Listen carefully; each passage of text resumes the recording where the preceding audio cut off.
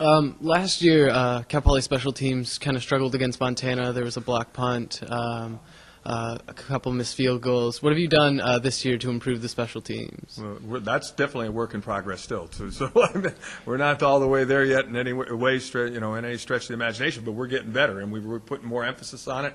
We're actually giving 10 more minutes of practice time to it per day because we need to improve in that area. I mean, the other night against San Jose State, it cost us. And the other night, we had a 55-yard kick return. They're fortunate there was a penalty on for a hold on South Dakota State. We did have a 15-yard penalty of our own, which made us go backwards field position-wise. We missed a field goal, which wasn't good.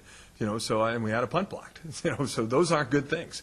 And if there's one area we need to make a huge improvement in, because where they are good, they're good on special teams. So we better play much better on special teams, and the emphasis will be on there. And when we did do other things outside of those 4 opportunities, we played better on special teams overall, but those 4 plays could have been big factors in changing the outcome of that game. Also, you talked about the offense moving the ball well but not being able to score. What can you do to make sure that you get into the end zone and get into your concentration level? I think is like any other sport. I mean, if you do, for 13 or 14 plays, for an 18 to 22-year-old young guy to play 18 or 22 consecutive plays without a mistake is difficult. And right now, that's kind of where we are. And whether the coaches make a decision to throw the ball down the field and get into 2nd and 8 or 2nd and 10 situations, that's our decision. But we got to try to complete some of those balls and try to make sure that we make a couple plays. Offensively, our concentration level needs to pick up. I mean, we need to be able to go right now.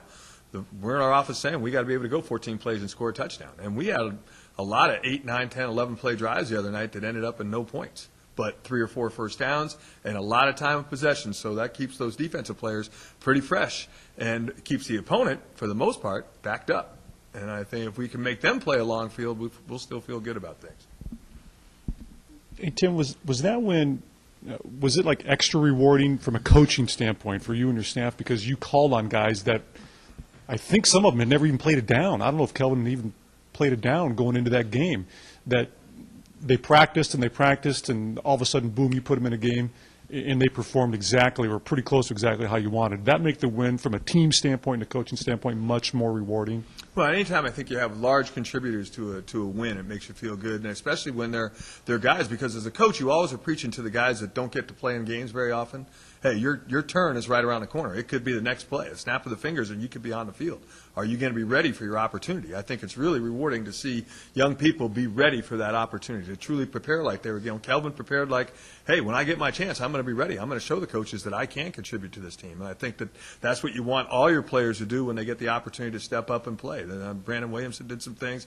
Bijan Samudi, a true freshman, played quite a bit out of corner after Xavier injured his leg. And I think that those are what you look for, and I think are some of the things that are rewarding to you as a coach. Your top 22 players, yeah, we know who they are. After that, we're finding out that maybe we got some guys that can contribute and help us become a deeper football team this year. Will you find a way, or should you find a way to play guys like that now because they've shown a little hope in there? One of the things that you always want as a coach too, you want your players to be complete. And right now we have a lot of players that are somewhat one-dimensional, and some of it might be because of what they are physically, size-wise or whatever. And I think, that we don't want to become, we substitute this guy, we do this. And you can get into that game a little bit, and I don't think it's a good way to be. So we would like to be guys to be able to line up and become complete players, and some of the players we just talked about, they have a ways to go to become that complete player where they could play down in and down out. But, I think that some of them earn the merit that we should trust them and give them the opportunity to find out exactly what they can do for 5 or 6 consecutive plays. Coach, with so many uncertainties with the injuries, how difficult will it be this week to prepare for Montana, not knowing will he have a full arsenal or not? I'm sure all the coaches here agree. I mean, the flu's going around too. I mean, last week we probably had as many as 13 or 14 guys really not practice. On a Tuesday or Wednesday because you're getting them on Saturday. They're there taking mental reps.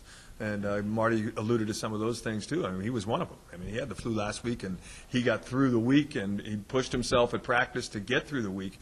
But you're going to have times in a football season and in any season athletically where you're going to have X amount of people down. And you got to trust that they prepared themselves right up to this point, and that mentally they'll be able to make the transition from what they've learned mentally during the week and weren't able to do physically. They'll be able to make that transition to Saturday's game time. I know when you guys got back from Ohio, you said the travel was difficult. I'm sure the travel this time, I know you have to bus from Spokane over there. I mean, can you prepare for this travel at all, like mentally or physically, knowing that game day is just on Saturday when you guys are busting over there? As a coach, it's always comforting when your players laugh. When you say you have a difficult travel plan, then they laugh. That's probably a good thing because they've had way more difficult travel in their past than this trip. This trip won't be that bad. I mean, team bonding. They watch movies on the way over there. They sit down, they relax, whatever.